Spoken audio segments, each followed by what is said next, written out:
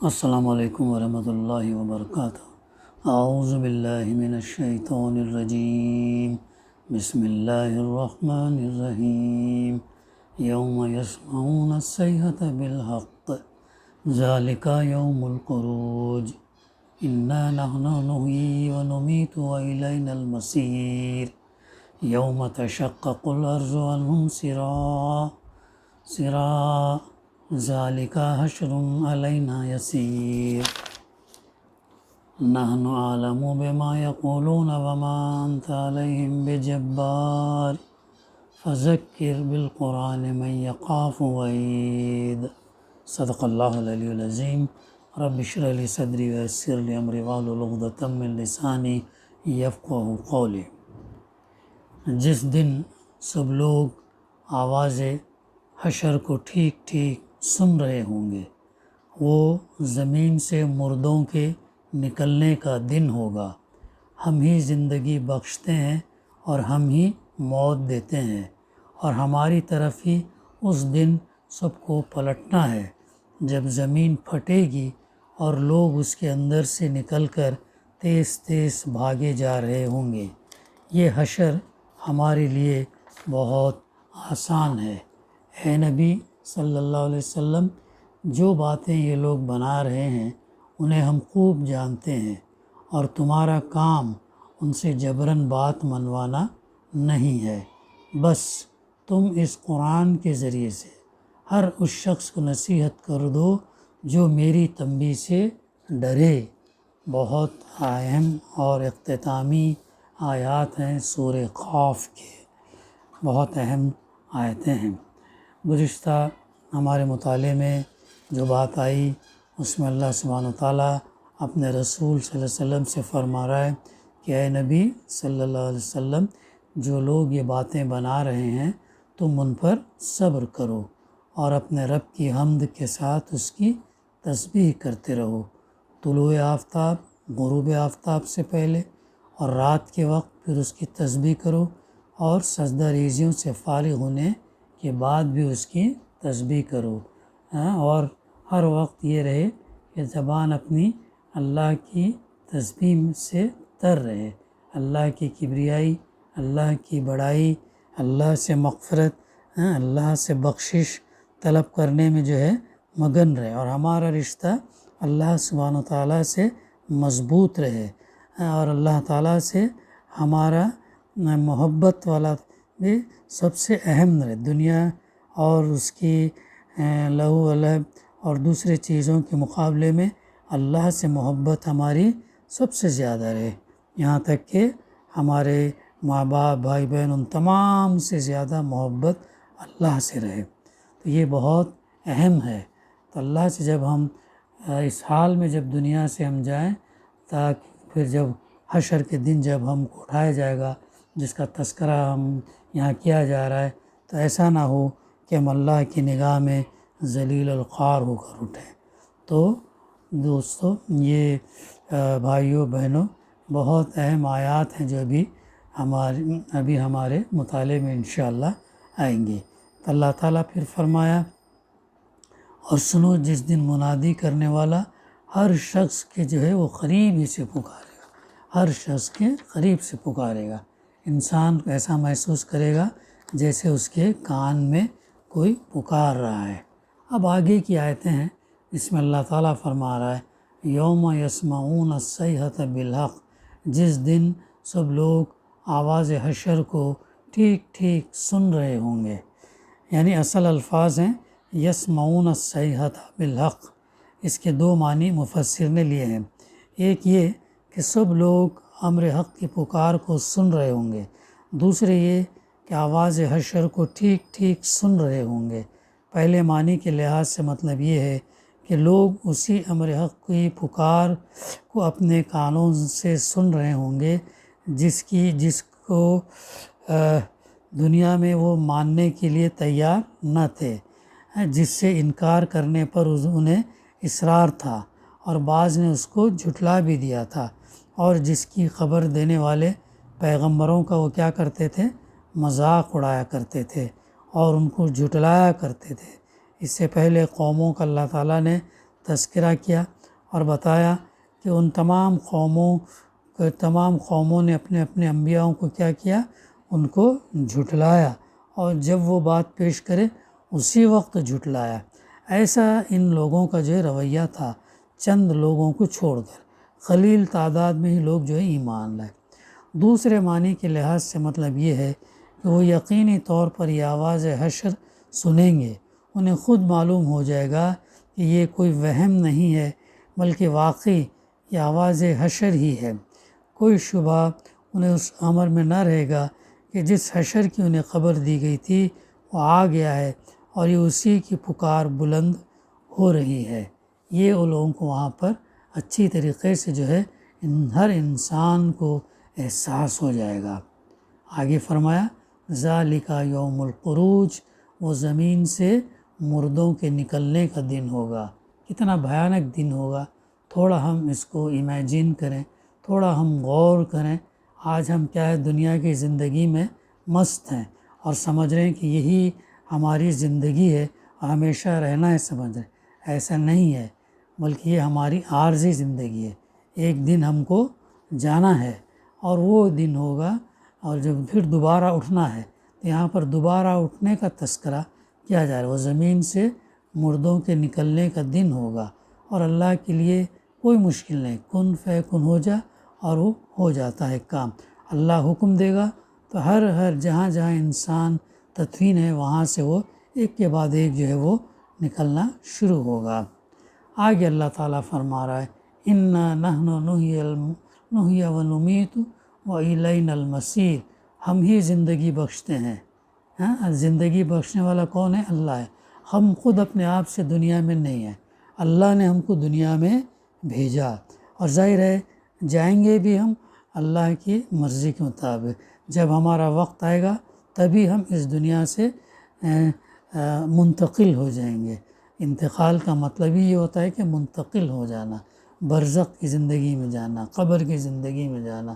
تو اللہ تعالیٰ فرما رہا ہے کہ ہم ہی زندگی بخشتے ہیں اور ہم ہی جو ہے موت دیتے ہیں، دونوں اللہ کے اس میں۔ تو ہمارا کہنے کے لیے کچھ بھی نہیں ہے، پھر بھی انسان جو ہے آج میرا تیرا ہمارا تمہارا اس میں لگا رہتا ہے۔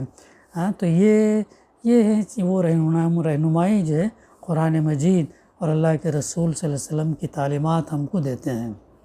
پھر آگے اللہ تعالیٰ فرماتا ہے یوم تشقق الارض عنہم سراعا، اور ہماری طرف ہی اس دن سب کو پلٹنا ہے، جب زمین پھٹے گی اور لوگ اس کے اندر سے نکل کر تیز تیز بھاگے جا رہے ہوں گے۔ جسٹ سوچیں، ہم جسٹ پکچرائز کریں ہمارے ذہن کے اندر کیسا وہ منظر ہوگا، اور یہ ہونا ہے، ہمارا اس پر ایمان ہے۔ اللہ تعالیٰ کیسا فرما رہا ہے، اس دن کیا ہوگا، زمین جو ہے پھٹے گی اور لوگ جو ہے اس کے اندر سے نکل کر جو ہے کیا کرتے رہیں گے، بھاگے جو ہے بھاگتے رہیں گے ہماری طرف، اللہ کی طرف۔ اس دن کو اس کی طرف تیز تیز بھاگے جا رہے ہوں گے۔ تو اللہ تعالیٰ فرماتا آگے ذالک حشر علینا یسیر، یہ حشر ہمارے لیے بہت آسان ہے۔ یعنی یہ جواب ہے کفار کی اس بات کا جو آیت نمبر 3 میں نقل کی گئی۔ وہ کہتے تھے کہ بھلا یہ کیسے ہو سکتا کہ جب ہم مر کر خاک ہو چکے ہوں اس وقت ہمیں پھر سے زندہ کر کے اٹھا کھڑا کیا جائے؟ یہ واپسی تو بعید عقل اور امکان ہے۔ ان کی اسی بات کے جواب میں فرمایا گیا کہ یہ حشر یعنی سب اگلے پچھلے انسانوں کو بیک وقت زندہ کر کے جمع کر لینا ہمارے لیے بالکل آسان ہے۔ ہمارے لیے معلوم کرنا کچھ مشکل نہیں ہے کہ کس شخص کی خاک کہاں پڑی ہے۔ ہمیں جاننے بھی کی کوئی وقت دقت نہیں پیش آئے گی کہ ان بکھرے ہوئے ذرات میں سے زید کے ذرات کون سے ہیں، بکر کے ذرات کون سے ہیں، ان سب کو الگ الگ سمیٹ کر ایک ایک آدمی کا جسم پھر سے بنا دینا اور اس جسم میں اسی شخصیت کو اثر نو پیدا کر دینا جو پہلے اس میں رہ چکی تھی، ہمارے لیے کوئی بڑا محنت طلب کام نہیں ہے۔ کتنی اہم بات اللہ تعالیٰ یہاں پر بتا رہا ہے، بلکہ ہمارے ایک اشارے سے یہ سب کچھ آنن فانن ہو سکتا ہے۔ وہ تمام انسان جو آدم کے وقت سے قیامت تک دنیا میں پیدا ہوئے ہیں، ہمارے ایک حکم پر بڑی آسانی سے جمع ہو سکتے ہیں۔ تمہارا چھوٹا سا دماغ اسے بعید دور سمجھتا ہو تو سمجھا کرے، خالق کائنات کی قدرت سے یہ بعید نہیں ہے۔ بہت اہم مضمون ہے یہ، جو ہمیں اس کے اوپر غور فکر اور جو ہے تدبر کرنا چاہیے۔ آگے اللہ تعالیٰ فرما رہا ہے نحن اعلم بما یقولون وما انت علیہم بجبار۔ اے نبی صلی اللہ علیہ وسلم، جو باتیں یہ لوگ بنا رہے ہیں انہیں ہم خوب جانتے ہیں۔ یعنی اس فقرے میں رسول اللہ صلی اللہ علیہ وسلم کے لیے تسلی بھی ہے اور کفار کے لیے دھمکی بھی ہے۔ حضور صلی اللہ علیہ وسلم کو مخاطب کر کے فرمایا جا رہا کہ تم پر جو باتیں یہ لوگ بنا رہے ہیں ان کی قطعاً پرواہ نہ کرو، ہم سب کچھ سن رہے ہیں اور ان سے نمٹنا ہمارا کام ہے۔ کفار کو متنبہ کیا جا رہا ہے کہ ہمارے نبی پر تو جو باتیں یہ لوگ بنا رہے ہیں انہیں اللہ تعالیٰ جو ہے خوب جانتا ہے۔ تو کفار کو یہاں پر متنبہ کیا جا رہا ہے کہ ہمارے نبی پر جو فقرے تم کس رہے ہو وہ تمہیں بہت مہنگے پڑیں گے۔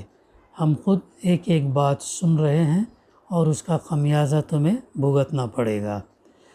پھر آگے فرمایا جا رہا فذکر بالقرآن من یخاف وعید، فذکر بالقرآن من یخاف وعید۔ بڑی اہم آیت سے کہ فقرے سے اس کا اختتام ہو رہا ہے۔ اس کا یہ مطلب نہیں ہے کہ نبی صلی اللہ علیہ وسلم جبراً لوگوں سے اپنی بات منوانا چاہتے تھے اور اللہ تعالیٰ نے آپ کو اس سے روک دیا، بلکہ دراصل یہ بات اللہ کے رسول صلی اللہ علیہ وسلم کو مخاطب کر کے کفار کو سنائی جا رہی ہے۔ گویا ان سے یہ کہا جا رہا ہے کہ ہمارا نبی تم پر جبار بنا کر تو نہیں بھیجا گیا، اس کا کام زبردستی تمہیں مومن بنانا نہیں ہے کہ تم نہ ماننا چاہو اور وہ جبراً تم سے منوائے۔ اس کی ذمہ داری تو بس اتنی ہے کہ جو متنبہ کرنے سے ہوش میں آ جائے اسے قرآن سنا کر حقیقت سمجھا دے۔ اب اگر تم نہیں مانتے تو نبی تم سے نہیں نمٹے گا بلکہ ہم تم سے نمٹیں گے۔ یعنی اللہ تعالیٰ جو ہے ان سے نمٹے گا۔ نبی کا کام کیا ہے؟ پہنچا دینا ہے، زبردستی منوانا نہیں ہے بلکہ پیغام کو پہنچانا ہے، اور ہدایت دینا اللہ کے ذمہ ہے۔ یہ واضح ہدایت ہے اس بات کی کہ قرآن کو تذکیر کا ذریعہ بنایا جائے، نصیحت کا ذریعہ بنایا جائے، کیونکہ حق سچ اسلام کو واضح کرنے، اللہ کی حجت اس کے بندوں پر قائم کرنے اور نصیحت کرنے کا اس سے زیادہ مؤثر ذریعہ کوئی نہیں ہو سکتا۔ اس ہدایت کے پیش نظر دعوت اور تبلیغ اور اصلاح اور ارشاد کا کام کرنے والوں کو چاہیے کہ وہ قرآن کو اس کے معنی مفہوم کے ساتھ لوگوں کے سامنے پیش کریں، چاہے وہ مسلم ہو یا غیر مسلم ہو۔ پانچواں اہم حقوق قرآن مجید کا یہی ہے۔ اس پہلا جیسے ایمان لانا، پھر دوسرا اس کو پڑھنا، تیسرا اس کو سمجھنا اس پر، اور چوتھا اس پر عمل کرنا، پھر پانچواں جو ہے اس پیغام کو پہنچانا ہے۔ بہت بڑی ذمہ داری ہے، یہ امت کی ذمہ داری ہے، اور حالات اور موقع کی مناسبت سے قرآن مجید کی رہنمائی کو اجاگر کریں۔ حالات حاضرہ ہو یا قیامت تک ہمارے سامنے جو حالات آئیں گے تو ان سب کا سلوشن اللہ تعالیٰ نے قرآن مجید میں بیان فرمایا ہے، اور اللہ کے رسول صلی اللہ علیہ وسلم نے اس پر عمل کر کے بھی بتایا ہے۔ تو ہمارے لیے کتنی بڑی راحت ہے، کتنی بڑی سہولت ہے، کتنی بہترین ہدایت ہے اور رہنمائی ہے جو اللہ نے انسان کو پیدا کر کے چھوڑ نہیں دیا، بلکہ انبیاء کے ذریعے سے، کتابوں کے ذریعے سے، اور آخری کتاب قرآن مجید کے ذریعے سے ہمیں پوری رہنمائی کی، اور اللہ کے رسول صلی اللہ علیہ وسلم نے اس پر عمل کر کے بتایا۔ موجودہ دور میں دینی کتابوں کی کثرت ہو گئی ہے اور مسلمانوں کا ہر حلقہ اپنی کتابوں اور لٹریچر پہ نازا ہے، اور قرآن کو اس کے معنی مفہوم کے ساتھ پیش کرنے کا اتنا اہتمام نہیں کر رہا جتنا جو ہے اور دوسری چیزوں کا کرتا ہے۔ اس بنا پر فہم دین کے معاملے میں لوگوں کا تعلق قرآن مجید سے براہ راست قائم نہیں ہو پاتا، اور اس کی فکر خالص قرآنی نہیں بنتی۔ وہ اسی فکر کو قبول کر لیتا جو اس کے حلقے کی کتابوں یا لٹریچر میں پیش کی گئی۔ ہر قسم کے بہرحال گروہی اور جماعتی تعصب سے بلند ہو کر دعوت اور تبلیغ کے کام کرنے کے لیے ضروری ہے کہ فہم قرآن پر زور دیا جائے، اور اسی کو فہمائش اور تذکیر کا اصل ذریعہ بنایا جائے۔ یہی ہے وہ چیز جو ہم کو سیدھے راستے پر ڈالتی ہے۔ جیسے سورہ فاتحہ میں جو بات کہی گئی نا، ہم تیری عبادت کرتے ہیں، تجھی سے مدد طلب کرتے ہیں، اور تو ہمیں سیدھا راستہ دکھا۔ سیدھا راستہ دکھانے والی کوئی کتاب کیا ہے؟ اللہ کی کتاب ہے، اور اس کتاب پر اللہ کے رسول صلی اللہ علیہ وسلم نے عمل کر کے بتایا، اور اسی عمل پر وہ لوگ جو ہے جھٹلاتے تھے، مذاق اڑاتے تھے، شاعر بولتے تھے، کائن بولتے تھے، متعدد چیزیں بولتے تھے۔ تو آپ صلی اللہ علیہ وسلم کے ذریعے سے ہمارے لیے یہ نصیحت پیغام ہے کہ اس قرآن کے ذریعے سے ہر اس شخص کو نصیحت کرو جو اللہ کی تنبیہ سے ڈرتا ہے، اسے کرو، اور جو نہ ڈرے تو پھر اس کو زبردستی منوانا، زبردستی کہنے کی ضرورت نہیں ہے۔ پھر اللہ تعالیٰ جو ان سے نمٹے گا، رسول بھی نہیں بلکہ اللہ سبحانہ تعالیٰ جو ہے نمٹے گا۔ تو یہ بہت اہم بات جو اس آخری فقرے کے اندر اللہ تعالیٰ نے ہم کو تذکیر، یاد دہانی، اور بس تم اس قرآن کے ذریعے سے ہر اس شخص کو نصیحت کرنے کی تاکید کی ہے۔ تو یہ ہمارا جو ہے فریضہ ہے، ہم اس کو ادا کرنا ضروری ہے، اور ہمارا ربط قرآن مجید سے ڈیلی کا رہے، ڈیلی رہے، کچھ نہ کچھ مطالعہ روز کا رہے۔ جیسا بارہا ہمارے سامنے بات آتی کہ 1440 منٹ دن میں ہے، کیا ہم 15 سے 20 منٹ ہم نہیں دے سکتے؟ قرآن مجید کو پڑھنا، اس کو سمجھنا، اس پر عمل کرنا، اس کو پہنچانا، یہ کتنا اہم کام ہے، اور اس کے ذریعے سے اس کے ذریعے اس کو لوگوں تک پہنچانا، دعوت دینا، اس حجت تمام کرنا، یہ ہے وہ چیز جو ہم کو کام ہے، اور یہی وہ چیز ہے جو ہم کو راہ راست پر رکھے گی اور ہم کو بھٹکنے سے جو ہے بچائے گی۔ تو دعا ہے کہ اللہ سبحانہ وتعالیٰ جو ہے ہم کو کہنے سننے سے زیادہ عمل کرنے کی توفیق اللہ تعالیٰ عطا کرے، اور ہمارا تعلق، ہمارا ربط قرآن مجید سے روز کا رہے، اور ہم اس غرض کے لیے سمجھ کر پڑھیں تاکہ ہم اس کے اوپر عمل کر سکیں، اور اللہ تعالیٰ اس کے اندر ہمیں اخلاص عطا فرمائے، اور یہ ہم اللہ سے راضی اور اللہ کو خوش کرنے کے لیے کریں، اور اس پیغام کو جو ہے ہم دنیا میں لے کر کے اٹھیں اور دنیا کو بتائیں کہ یہ تمہارے لیے کتنی بڑی نصیحت والی کتاب ہے۔ آج بھی ہم دیکھتے ہیں کہ بہت سارے برادران وطن یا اہل کتاب جو ہے اس قرآن مجید کا جب بغیر تعصب سے جب مطالعہ کرتے ہیں، وہ دائرۂ اسلام کے اندر جو ہے داخل ہوتے ہیں، انہیں صاف نظر آتا ہے کہ عیسیٰ علیہ السلام، موسیٰ علیہ السلام کا نام قرآن مجید کے اندر کتنا باعزت طریقے سے لیا گیا ہے، کتنا ان کا احترام کیا گیا، کتنا ان کو مقدس مقام ان کو عطا کیا گیا کہ قرآن جب پڑھتے ہیں، سمجھ کر پڑھتے ہیں تو بہت سارے لوگ جو ہے ایمان لاتے ہیں۔ تو یہ وہ کلام ہے، یہ کلام سے دور رکھنا شیطان کا کام ہے۔ جب اگر کوئی ایسا عمل ہمارے سامنے ہے کہ ہم اس سے اگر دور ہو رہے ہیں تو سمجھیں کہ شیطان جو ہے ہم پر حاوی ہو رہا ہے، تو اسی وقت لا حول ولا قوت الا باللہ العلی العظیم پڑھیں، اور شیطان کو جو ہے اعوذ باللہ من الشیطان الرجیم سے بھی جو ان کو بھگائیں، اور اس سے ہم جو ہے رجوع کریں۔ تو یہ ہے، اسی کے ساتھ جو ہے سورہ قاف کی تفسیر کا سلسلہ اختتام پر پہنچتا ہے۔ انشاءاللہ آئندہ ہم دوسری نئی صورت لیں گے یہ دعا ہے کہ اللہ تعالیٰ قبول کرے اور اجر دے اور اللہ تعالیٰ ہم سے راضی ہو جائے۔ ربنا تقبل منا انکا انت السمیع العلیم وتب علینا انکا انت التواب الرحیم۔ صلی اللہ تعالیٰ علی خیر خلقہ وعلی آلہ وصحبہ اجمعین۔ الحمد للہ رب العالمین۔